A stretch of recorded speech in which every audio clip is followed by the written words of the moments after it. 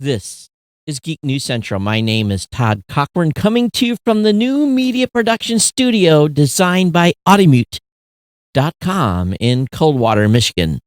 The lead stories are we the aliens in the UFOs visiting Earth?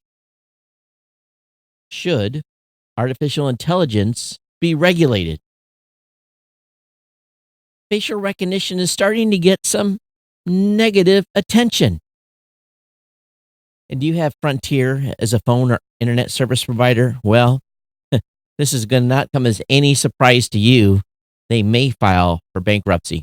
I want to welcome you to episode 1419 of the Geek News Central podcast for Monday, January 20th. This show is sponsored in part by GoDaddy.com and listeners just like you. Great deals from GoDaddy can be found at geeknewscentral.com/GoDaddy.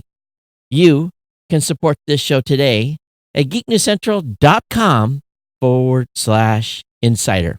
We're live. Once again, we're on Facebook. We're live on YouTube, Twitch, Twitter, just about everywhere you can be. If you're with us on Facebook, make sure you say hello. Hello, Ken and Steve. And Steven? Steve.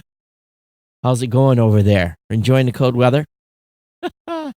So anyway, welcome everyone to the show. I got a great lineup for you tonight. And of course, if you are a new listener, we want to make sure you get over to geeknewscentral.com. And when you're on the website, it's really, really simple. All you got to do is subscribe to the podcast. Just follow the directions on the website. It says subscribe to podcast. Let's see if I can hit the right button. There's links there for Apple Podcasts, Google Podcasts, Spotify, TuneIn, Stitcher, by email, or just a standard RSS feed. Get connected to the show. You'll never miss a single episode if you're subscribed to the podcast. That's the most important part. We want you to get subscribed to the show. And of course, when you're on the website, you can definitely do the sign up for the newsletter as well. The newsletter contains everything I'm going to talk about during the show today. You can join one of our chat rooms too. We're on Slack in a variety of different locations as well. We're on geeknews.chat. We're on Discord. All those links will be in the show notes at geeknewscentral.com. If you want to be in the Slack channel, all you got to do is drop me an email. It's a piece of cake, geeknews@gmail.com, geeknews@gmail.com. For those of you that are watching the live stream, that was pretty slick. I wasn't prepared to put that lower third up. I had to make a change over here from the new media show, but I saved the day. For those of you that are not watching, you could care less. But anyway, hey, you can follow me on Twitter at Geek News as well. And that way you can stay connected to me and the show. So you can listen to the show on blueberry.com, or you can listen on your smart device by saying the magic word to get that device's attention and say, play the podcast, Geek News Central. You can follow me on Facebook. And of course, all of our shows are available that we partner with are available at geeknewscentral.com, whether it be the GNC Week in Review, the Gadget Professor, the Pro Gear Site, the New Media Show, and the Podcast Legend Show. If you want to pick up Ohana gear, get that at cafepress.com/Ohana store. As you can tell, I'm a little off tonight. But anyway, hey, we are supported by the longest running continuous sponsor of a podcast. That's our good friends at GoDaddy.com. We want you to save money. I've got 5 deals for you. 30% off on GoDaddy products and services. Yes, 30% off, or a $4.99.com. And really, that's the deal. That's the deal to get you started. Or a $1 a month economy hosting for the first year includes a free domain, $12. Or a $1 a month to manage WordPress hosting for the first year. Again, a free domain. Get you started for $12 in that first year. Or a free trial of GoDaddy Website Builder, your choice of personal business or business plus plans. That's a 1-month deal. All my promo codes, we want you to use them. We want you to click on them. We want you to copy them. So when you get to checkout at GoDaddy, guess what? You can lock in savings that you're only going to find here at Geek News Central. These remain the best codes you can use over at GoDaddy. 30% off new product purchases. You're not going to find that. That's here. Share that code with your friends, family members, people that you know. Don't post it on the bathroom wall. because I always talk bad about people that do that kind of stuff. But if you have a public bulletin board, feel free to post this on your public bulletin board. Let people know about my GoDaddy products and services and the deals, and they can save. And if you are looking to get started online, GoDaddy's a place to go. And I want to thank GoDaddy for being a longtime sponsor here and their ongoing support of this show. Thank you so much. Hey, Ken. Hey, Lee. Welcome to the show. Thanks for hanging out with me a little bit tonight. And I'm going to tell you, it's cold. I'm not really used to this kind of cold. My blood is still Hawaii thin. You know, I came in the office this morning. I had a real heavy winter coat, stocking cap, gloves on, and then I seen some dude walk into the business next door wearing a t-shirt and shorts, and he's looking at me. I'm looking at him, and I'm like, oh man, that guy has spent some time in the Arctic. Because I think it was 9 this morning when I came into the office, and then but crank the heat up in here. My gas bill's going up, but I refuse to be cold, and definitely it was. But so here's what's happened. Friday, I was in Columbus, and I busted out there about 2:00. Got into southern Michigan here about 5. Snow didn't start. I beat the snow in, but about 7, the flurry started coming. Just hung out. Didn't really do anything. And then Saturday, kind of the same type of deal. We didn't have a new media show Saturday morning. So it was really kind of a kickback day for me. But I went to a fundraiser Saturday night. My sister and mom and her husband, my sister and her husband and my mom and me went to a Rotary fundraiser, and it's one of those where you buy a ticket and then they draw down to the last ticket and then someone wins $5,000. I got close. I was in the last 40. My sister was in the last, she missed being in the top 5 by 2. She had a ticket that went all the way to the top 7 and got drawn out. I was like, man, she missed $1,000 by 2. The winner took home $5,000. But anyway, we had fun, had a nice meal, talked with some people. It was a good networking thing and for a good cause. So Saturday night was the fundraiser, and then New Media Show was on Sunday. We had a great New Media Show. We had Dan Franks, president of Podcast Movement, talking about the upcoming Podcast Movement evolutions. And then today, full work day here. And just, man, I was just like, I started work this morning at 8. And took about 15 minutes to eat some lunch and put my head down and had a bunch of meetings. And the next thing I know, it's like 5:30, and I'm like, whoa, where did the day go? And it's just one of those days. Lots of time on one-on-one meetings with podcasters today. It was interesting hearing some of our customers' challenges and then trying to get them squared away. So it just continues to be an ongoing beat the bushes and do the things I have to do here. So anyway, but it's good to be back in the studio. Good to be back in the loft. And at least for this week, I'm here all this week, and then I'm back in Columbus next week. 2 shows in Columbus next week, and then really things get kind of nuts. I'm looking at the calendar here. So what day do I leave for LA? I'm down there all next week. Oh, so I think okay. So I'm here all the way through. There's going to be regular shows, except for the 2 shows down in Columbus, all the way through the 10th of February. And then on the 12th, I fly out to Los Angeles, and I'm there through the 16th. I come back to Michigan. I'm here until the 19th. I fly to Houston, so I'm going to be in Houston the weekend of the 20th through the 23rd. Then I'm back for just a week, and then down to Orlando for Podfest. So, but anyway, regular shows all the way through the 10th of February. Don't have to worry about that. It's just a regular schedule. And but anyway, that's what's going on. So everyone, thanks for tuning in to the show tonight. We've got a lot of stuff to go through.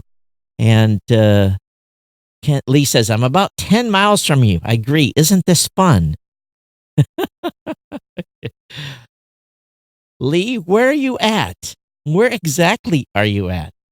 And then Dan thinks, good. Hey, glad everything's sounding well tonight on the show on the stream. Okay, so let's go ahead and get into the stack of stuff that I have.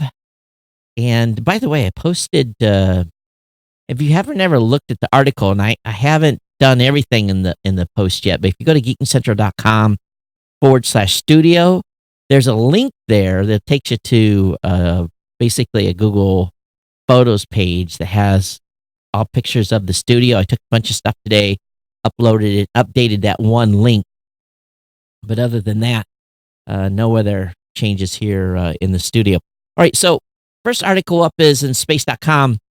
Are the aliens, yes, the aliens that are visiting us, and you all have heard the 2 UFO stories I have, and I have witnesses on both that are still alive, that haven't been whacked or run off the side of the road or anything like that. Matter of fact, one story that's got a very high number of trustworthy people that I served with in the Navy. But yes, 2 UFO stories.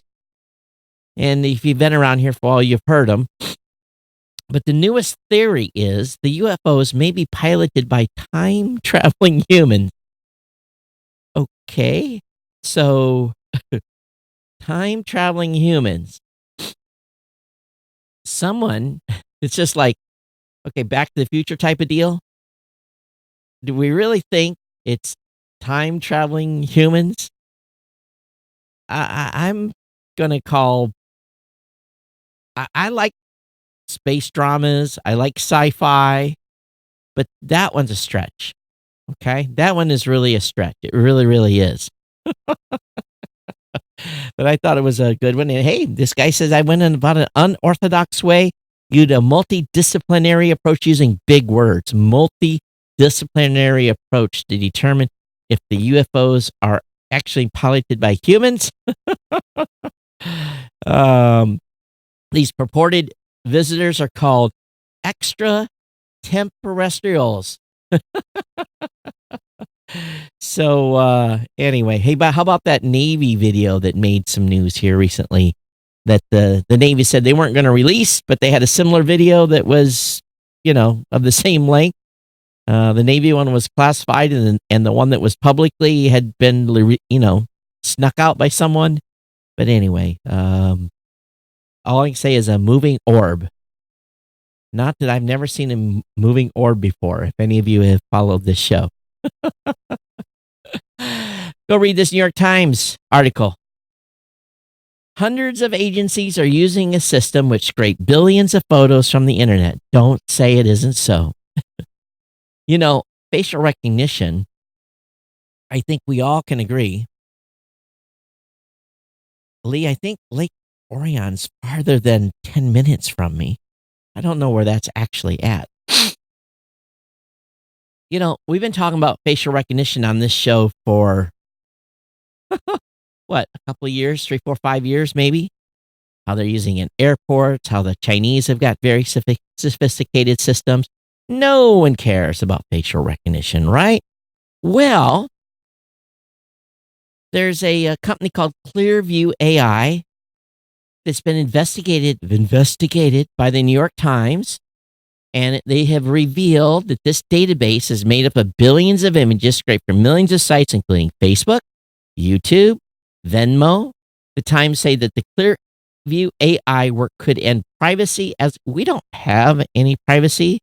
And the piece is worth reading in its entirety. If you haven't been to the New York Times more than 5 times in the last month, you can actually read this article before it gets put behind the firewall. But you have to give credit where credit's due. They're making a product, they're scraping publicly available stuff, and they have 3 billion images scraped from the internet, probably violated websites. But okay, who's going to catch them, right?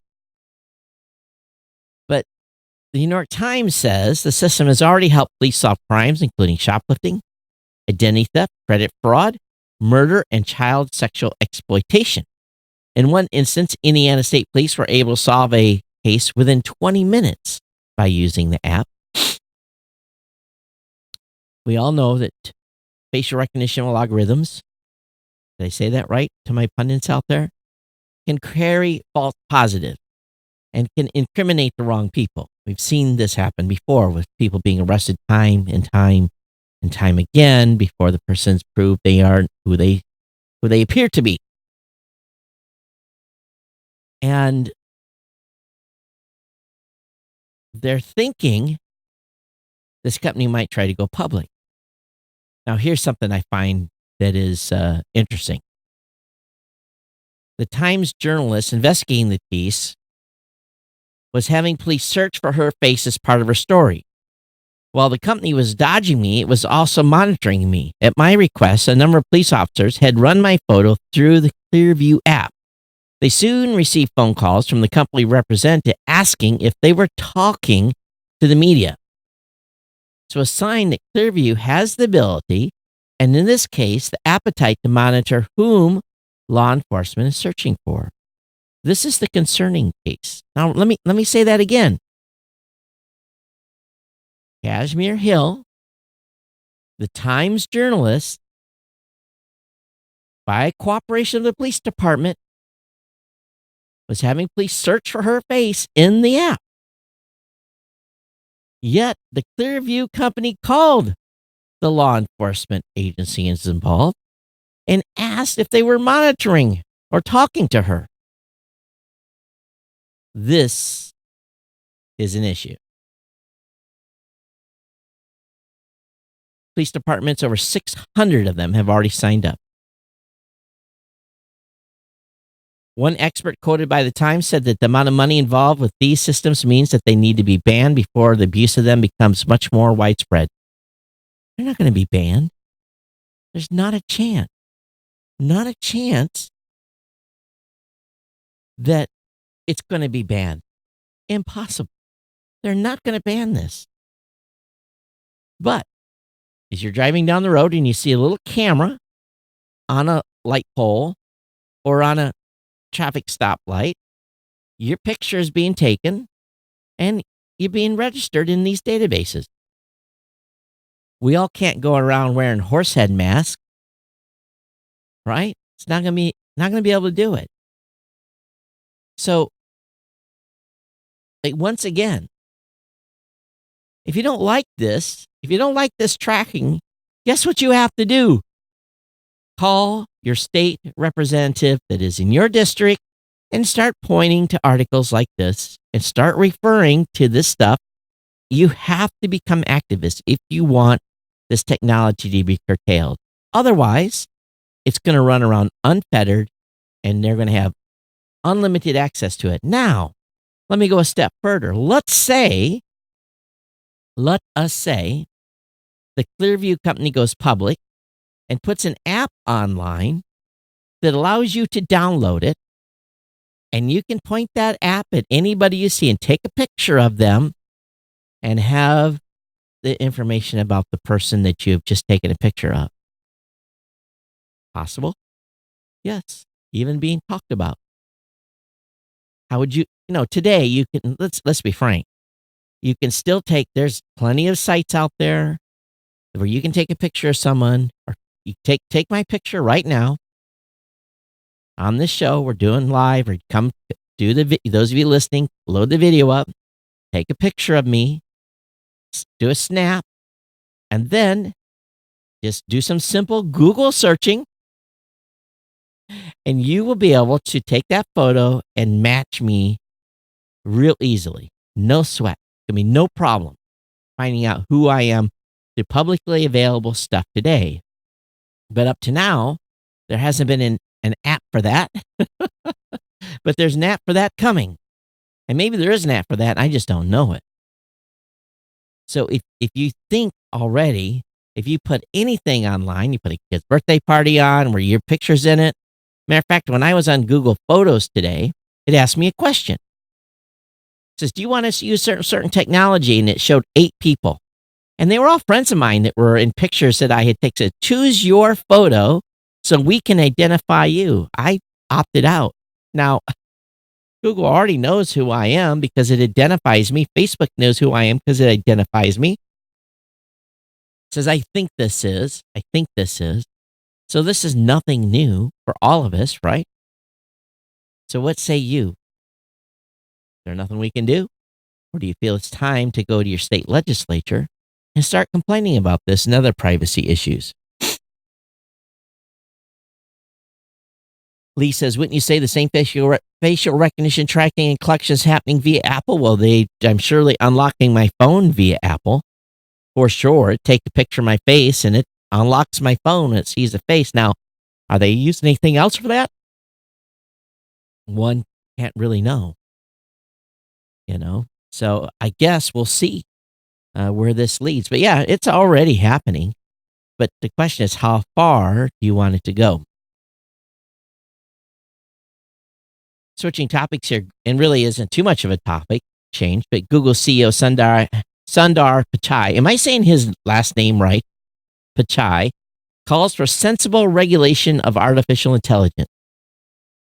He says, principles that remain on paper are meaningless. So AI principles, what they're talking about is meaningless. So he's calling on the government to be able to do some regulation of artificial intelligence. After laying out his relationship with technology and offering a few examples where innovation has unintended negative consequences, he made the case that while AI is powerful and useful, we must balance its potential harms with social opportunities. Of course, this call for balance leaves some questions about how tight a regulation he is talking about. He doesn't specifically rebuff the White House's recent calls for a light touch, nor does he suggest the EU's more comprehensive proposals go too far. Instead, he makes clear that having the international community come to an agreement on regulatory issues is key, then seems to suggest that Alphabet's own internal handling of AI could serve as a guideline. Well, here's what I'm going to straight up tell you. And this is what we have to realize. China could give a crap about any type of regulation on artificial intelligence. They're going to build it out to do what they want it to do, and they are not going to be constrained in any way. When does that have an impact? 5 years? 10 years? Now? What do you think? Where do you think the AI development is? I think it's in very early days, right? But programmatically, they're starting to do some stuff. Machines are not thinking by themselves realistically yet. They're definitely not self-aware. But what happens when they are? And we in the United States and other responsible countries agree to regulations for artificial intelligence, and yet you have China who could give two craps and all they want to do is dominate the world. And lays out what their plan is over the next 50 years. We know what they want to do. Do you think they're going to be constrained?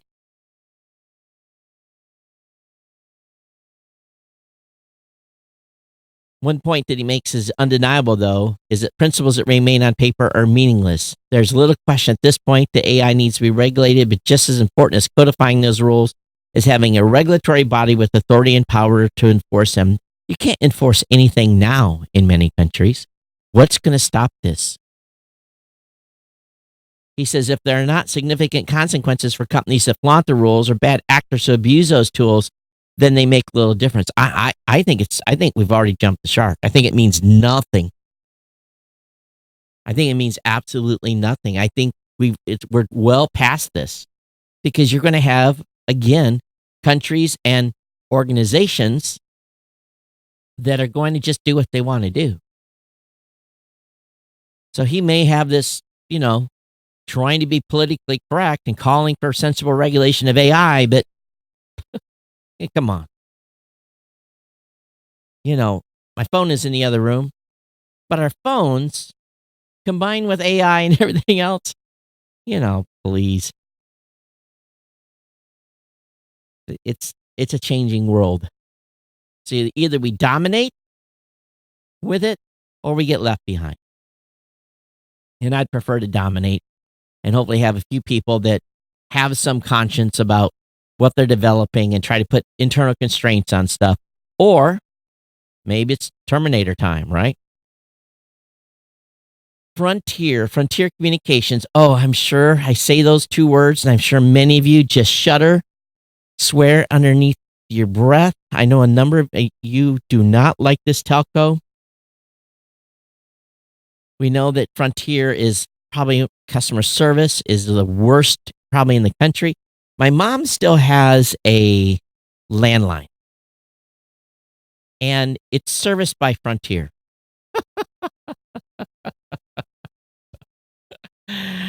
And I don't know why. Matter of fact, mom, if you're watching, why do we still have the dial-in line? I really maybe it's time to cancel that thing.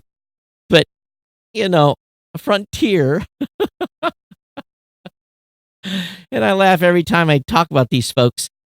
They're an ISP in 29 states, and they're going to file for bankruptcy.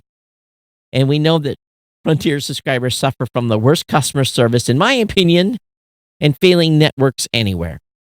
They went up and bought lots of copper for, nickels on the dollar, really pennies on the dollar years ago. And they picked them up from companies that knew that business had long sailed. Matter of fact, those companies that used to own that copper are now in the mobile business, right? And Frontier's been losing customers and reducing its staff.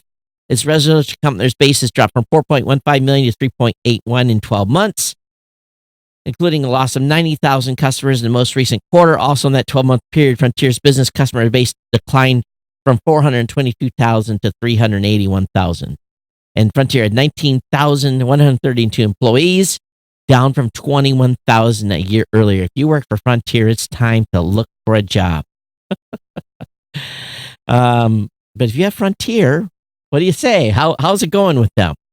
And be aware they are getting ready to file for bankruptcy.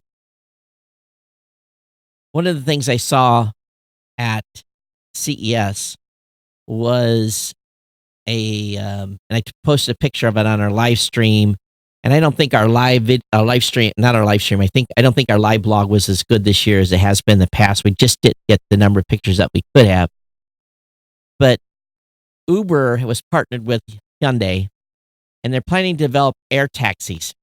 And what they showed off was pretty remarkable. They had a drone, essentially, a drone that would carry people, hung from the roof in the North Hall at Las Vegas Convention Center. And I just kind of looked at that. I thought, wow, and electric powered. But the joint announcement at this year's CES by Uber Elevate and Hyundai said that the companies will partner to develop Uber air taxis for a future aerial rideshare program. But just importantly, its corporate messaging at the crux of the announcement is Hyundai's reputation as an automotive OEM with a perceived ability to leverage economies of scale for an urban air mobility UAM market to emerge at any sort of scale. Uber and industry observers believe that the hundreds of thousands of four-passenger electric VTOL vertical takeoff and landing aircraft will have to be built. Their numbers, along with theoretically cheap eVTOL operating costs, are the key to getting the cost per seat at or near the level of ground transportation. I'm going to be honest with you. If anywhere eVTOL would work, and I would take if it was the cost of ground transportation, would be in Hawaii.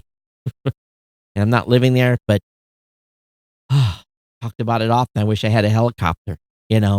The traffic was just horrible. But anyway, they're going to come up with these taxis.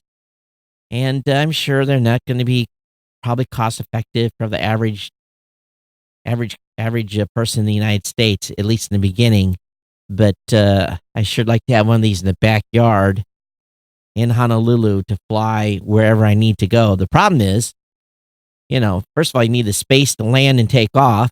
That's the issue, right? Probably have to go to a drive to a central location where you want to get on one of these. Then you got to park, or maybe just Uber over, get in it, fly to where you're going, then Uber out. By the end of the day, you've spent a lot of money. So I don't know. We'll see. But anyway, we'll see where this goes with this tech. Tesla is saying that its unintended acceleration claims, and these were just come out recently, are completely false. It claims this is a plot by short sellers to undermine the company. and they rejected the notion that its cars are prone to unintended acceleration. In a blog post, the EV maker claimed that the petition describing unexpected acceleration was completely false and the product of a Tesla short seller hoping to make a quick buck. They say every case where Tesla had a car data showed that the car worked as intended. Moreover, Tesla claims that its system was designed to avoid these problems. All its models have two pedal position sensors, and any errors default to shutting off motor torque. It even uses autopilot sensors to catch potential pedal misuse and to cut torque to prevent accident. The firm added it was transparent with the NHTSA and regularly shared complaints of unintended acceleration with the agency.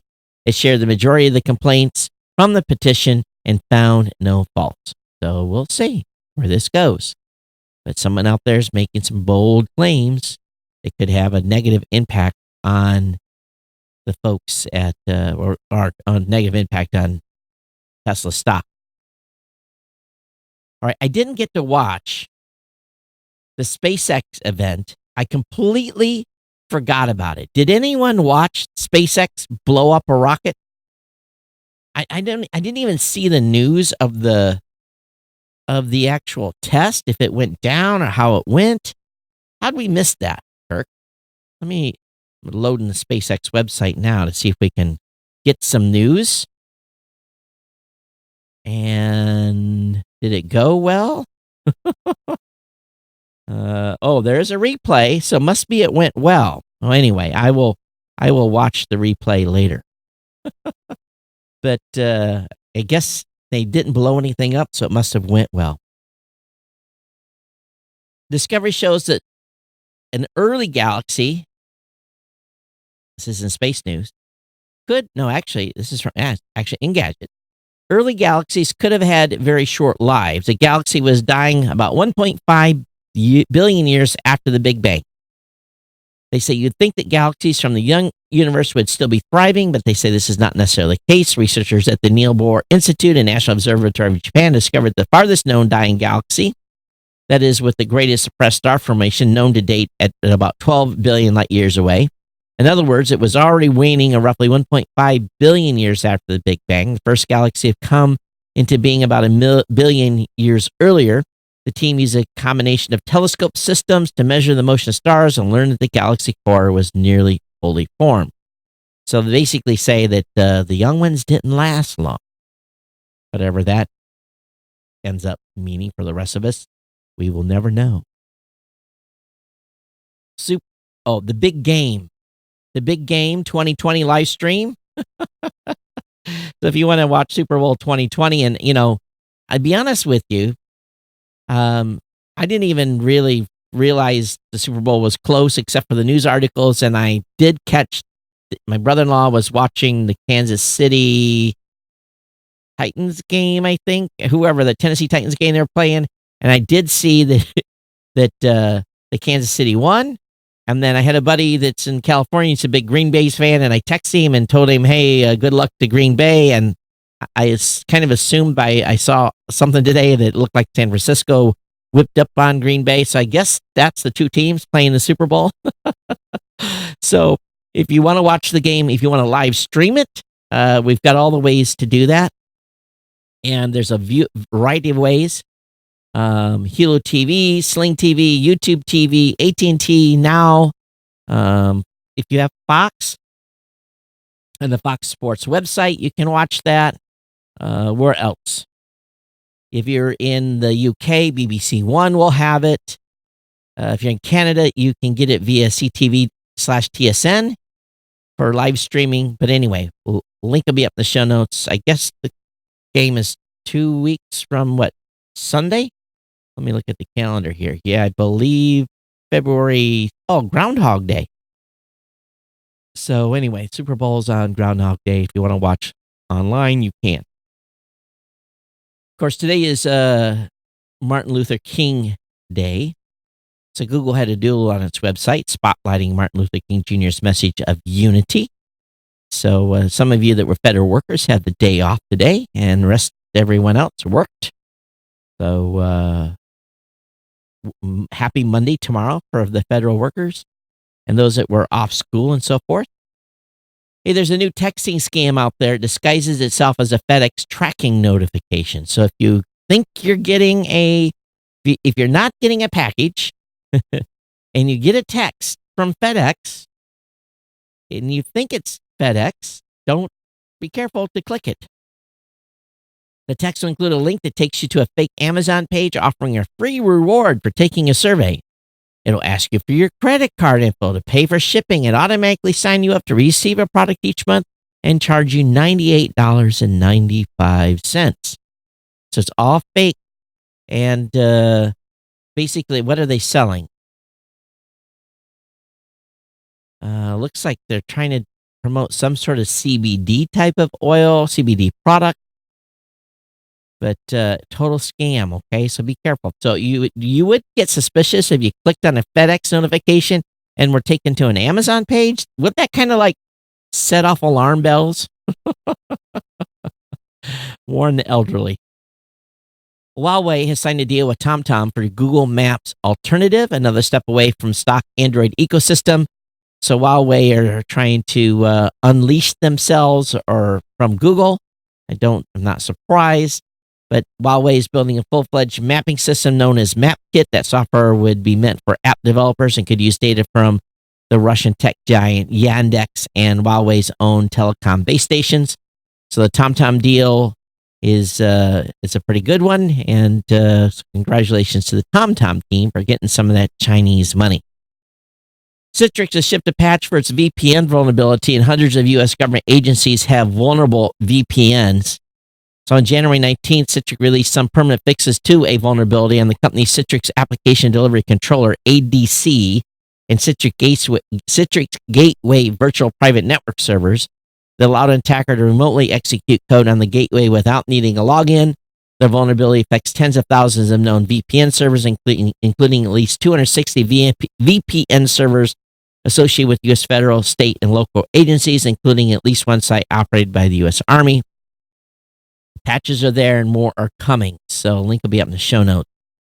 Boeing, they're seeking a $10 billion loan as their 737 MAX crisis continues. Looks like they've got another software problem that they found this past Friday. So the company has secured about $6 billion from banks so far. Is talking to other lenders for more contributions. I think this is a good bet by the banks. And I don't think Boeing is, Boeing is one of those companies that's almost too big to fail. But Boeing's debt load has increased substantially over the past year. They had $20.3 billion in long-term debt as September of 2019, nearly double the $10.7 long-term debt it had on December 20, 2018. And Boeing added less than $1 billion in long-term debt in all of 2017. So, of course, it's from revenue drops, big revenue drops. Down from 25.1 billion year over year, of 20 billion down from 20.5, so 5 billion down. So we'll see what happens with this. But boy, this is going to be an aircraft that they are not going to soon forget giving them issues. For those of you that live in the UK, you're going to be happy to know that government officials lost over 1,000 electronic gizmos, specifically in London and London consuls. Now, I don't know what a London consul is. I know it's some sort of government agency, and they lost over 1,000 devices last year. So your taxpayer dollars at work. Microsoft is suggesting to 400 million users to get a new PC. With Microsoft Windows 7 support ending this past January 14th, they've been very, very aggressively advertising that when people go to a Windows 7 website on Microsoft, basically tell them they need to buy a new Surface laptop to be more efficient in running Windows 10. I don't know about more efficient. The first all-woman Mars analog crew, that's how they wrote it up here. The first all-woman Mars analog crew just returned to Earth in Hawaii. They've been in the High Seas habitat. That is the name for the Hawaii Space Exploration Analog and Simulation. It's a Mars base for human researchers that sits on a remote slope of Mauna Loa volcano. On January 4th, at about 4 p.m. local, they went into the habitat and returned out on the 18th. I think it was 10 women This was the first all-female mission, and the results of that is, let me count here, 1, 2, 3, 4, 5, 6. I think there's only 7 women. But anyway, want information on that, link will be up in the show notes. Following an international operation, the FBI has seized and shut down a website called WeLeakInfo that sold private user data from over 10,000 data breaches. So, as part of the operation, police in the Netherlands and North Ireland arrested 2 22-year-olds they believe be connected to the site. Meanwhile, the FBI, working in coordination with police forces in Europe, took down the domain for the site and redirected it to a seizure notice. WeLeakInfo claimed to have over 12 billion usernames and passwords siphoned from around 10,300 breaches at various companies. The site offered access to all the info via subscription starting as little as $2. Hey, they made a lot of money for the $2. Really? Was that worth going to jail for? Please.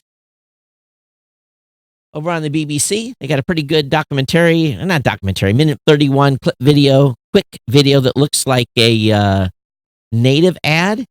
You know, when I see something where, okay, so for example, Amazon has had nothing but bad press about their warehouses. So this minute 31 second clip by the BBC, all the workers are happy. We love working here. There's no problems. It's a joy. We get to talk while we work. They don't tape our mouths shut. It's really, if you watch this video, and I'm encouraging all of you to go to this link. It to me looks like BBC got paid to do a native ad. When I see something that has got all joy and everything's good here, and it's the most modern building and shows the robots running around, show people taping up boxes and putting products in. When I see, and everyone's happy, no one's happy working in a place like that. Yeah, it's a job, not denying it. But to be all joyful and really excited, to me, it smells and stinks like someone paid the BBC to do this piece. It's entitled Inside One of Europe's Most High-Tech Buildings. Link will be in the show notes. Please go watch it. And then keep in mind what I've just told you, that it's a native ad. This isn't a make you feel good story. This is Amazon paying for a piece on the BBC to try to overcome some of the negativity that they've received from their warehouses. If you watch it, tell me if you don't think it isn't a native ad. We have to watch. We have to be careful. There's lots of this stuff out there. Not saying the BBC never taken money for a native ad, but it sure hey, BBC, we're spending $5 million a month with you advertising on your website. We sure love to have you come over and do a piece on our warehouse. Wink, wink, wink. Right? It may not be pay for play, but it's like, implied, right? What do you think? You think this is possible? How many of you use Instagram? I'm not hardly on Instagram at all. I think to check it once in a while because my daughter posts pictures of my granddaughter on there. That's about the only thing I go looking for, because some stuff she posts on Facebook and she never sends them direct to me. I have to go to Instagram and get them. So Instagram is dropping the annoying IGTV button. I didn't even know it existed. I didn't even know that was a thing. So apparently it's a shortcut button from the top right of the app that basically takes you to a place where you could submit videos like you do on YouTube. Okay. I didn't even know. So if you are an IGTV user, that button's going away from Instagram. Now, in a good story on the BBC, one that I can truly believe is an actual human interest story, a dad has built a Nintendo game controller for his disabled daughter. So she has something called hereditary spastic paraplegia, which affects her motor control and speech. And he was able to build the device with 2 joysticks and an arcade-style game flashing buttons hooked up to a Microsoft Xbox. He said the controller was built in a weekend after some serious soldering and wire management, but he came up with something she can use. And when you see this, it's really cool. He did a great job. I mean, this is some serious, cool dad cred, geek cred stuff. I look at this and I'm like, awesome. Really, really awesome. He describes himself as a bit of a tinkerer. And so this is pretty awesome.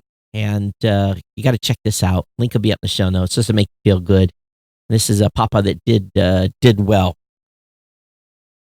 Samsung has appointed Roh Ha-moon as its new smartphone CEO. DJ Call is out just ahead of the Samsung Galaxy S20 launch. I didn't get any feedback. What new Android phone that's about a year old, so I don't have to pay the premium of a new phone? Which Android phone should I buy? Do we have Android listeners here? Should I get a used Pixel? Should I get is it an S9 or what should I buy? Let me know. All right. Which phone I should pick up. LastPass. Did you have problems with LastPass? I didn't have problems with LastPass. I used it, but apparently LastPass customers were having trouble getting into LastPass. They had a 2 or 3 day kind of wonky outage where people couldn't get to their password. And that can be frustrating, especially if you make passwords like I do that are all like AGKL star dash W8E910 1, and rely on LastPass to unlock websites. So apparently people are having troubles and people are really pissed off. And so anyway, they were out of action. Some people could not get in. And they said, we're aware and active investigating reports from a few LastPass customers from over the weekend who were experiencing issues and receiving errors when attempting to log in. At this time, we believe this is an isolated issue with limited impact and engineers working to resolve the issue. And then they came back later and said, after thorough investigation, we determined it was a result of a bug, and a recent release and was limited to a very small set of users. This has been resolved and all servers are now functional. So, a bug strike. All right, forget NFC. Amazon wants you to pay in stores with your hand. And you basically wave your hand over a system and somehow it scans you. Just more information to give to to Amazon. It never ends. Link will be up in the show notes on that. What else we got here? 12 best wireless workout headphones in 2020. Let's see here. What are some of these are expensive. The Soundcore Spirit X, $36. Good price. Bose Sound Quality Wireless, $129 Amazon. I like Bose Wireless, I must admit. I'm a fan. I am not a fan of Jabra. I've had problems with Jabra before. So anyway, Aukey has one for $40 at Amazon. That looks like a viable deal. I like Aukey's product. But anyway, if you're looking for a new set of workout headphones, my advice is I've had expensive ones and I've had cheap ones. They're not going to last forever. You're sweating on them. They get jerked. You're just going to get broke. So don't go too expensive. Buy something that's relatively in a good price range. $40 is a good deal. They'll probably last you a year. If you're unlike me that tears stuff up, I'm the worst on headphones. I've been lucky these. I only wear these during the show and then I hang them up and they last. But I'm still getting jerked and getting caught on stuff all the time. Even I just use them here. So these are wired. So just buy the cheap ones. All right. So they do have some Android suggestions on Android Central and best phones to buy under $300. So best overall is the Moto G7 or the Samsung Galaxy A50. I guess I'm going to have to take a walkthrough and look at these phones and see which one, being that you guys haven't suggested one. So under 300 sounds about the right price range for me. I don't want to buy something too expensive. I just need a phone to test Android stuff out and Google Podcast and that kind of stuff. So anyway, you guys can check that out. If you, again, have a suggestion, great. All right, that could get me to the end here. Some of you hung out to the end. Thanks so much for staying on Facebook. If you're still here, still watching, make sure you stay high. And Lee, thanks for checking in.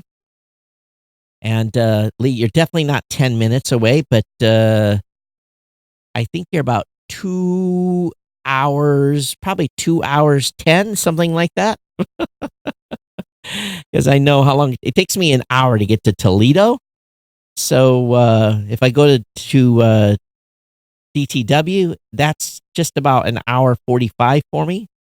So yeah, we're closer, but I'm going to be over in Detroit a few times. I've got some events to attend over there. I'm speaking over there a couple things too.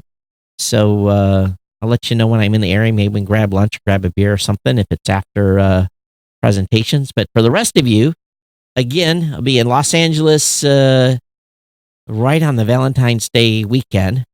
They were real smart in building that event. And then I'll be in Houston the following weekend. So if you're in Houston, let me know. Maybe we can do an evening meetup or something to that effect. And then, of course, down in Orlando for Podfest, I think it's the weekend of March 4th or something to that effect. But anyway, 3 cities in relative short order. I really don't know what my schedule is beyond that. I'm going to be going somewhere, obviously. But anyway, that's what's in the travel plans here over the next month and a half or so. But anyway, I'm here doing the live show. There's going to be no interruption. Again, the next week will be in Columbus, following week back here in Michigan, and then again a show on the 10th before I head out to LA. So should be good, and look forward to be back here Thursday with you. Hey, do not forget about our sponsor, GoDaddy. And I do want to make a mention also as well. If you are an insider, I truly, truly, truly, truly, truly appreciate your ongoing donations. Some of you have been hardcore. You've been an insider for many, many years. And, if you listen to the No Agenda show, they're real hardcore on non-donators.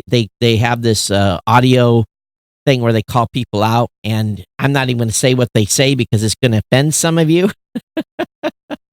Well, what the No Agenda says to people that don't donate, their listeners call other listeners douchebags. I'm not saying anybody's that. I know we all have our own reasons for donating to a show.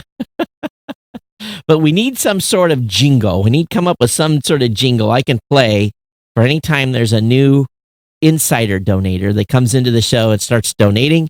We don't have the scale of No Agenda where I think they got about $5,000 or $6,000 in donations for their 1,200 episode. It was really incredible. If I ever had $5,000 or $6,000 that came in donations for a single show, I think they would have to call an ambulance and paddle me. But $2 get you started. 6.7 cents a day. geeknewscentral.com/insider is the place. And if you value the show at all, we appreciate your donation. I want to thank you. And again, I understand not everyone can, and it's okay as well. All right, so going to get out of here. Everybody, thanks for watching and listening. And we'll see you Thursday, geeknews@gmail.com if you want to smash on me. And how do you think the show's been going? It's between 2 different locations. So it's a little different flavor every place I'm at. I do feel more comfortable being here in the studio in Cowater and doing the show, but it feels like I'm a ping pong ball, and we're going to work on the studio down in Columbus to kind of replicate some of the things. And I've got a quote now for the audio conditioning. I think my board of directors is going to choke on it a little bit when they see the quote, but I'm going to try to get that through. And it may not happen in the first or second quarter, but we'll try to plan it in the budget.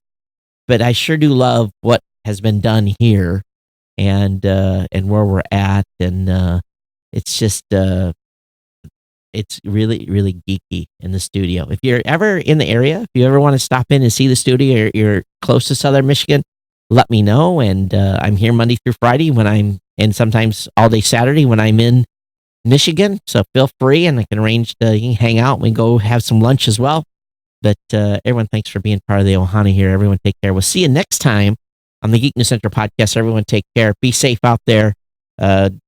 Keep warm, because it's definitely not insignificantly. Yeah, it's cold. All right, everyone, take care. We'll see you next time here on the Geek News Central podcast. Take care. Bye bye.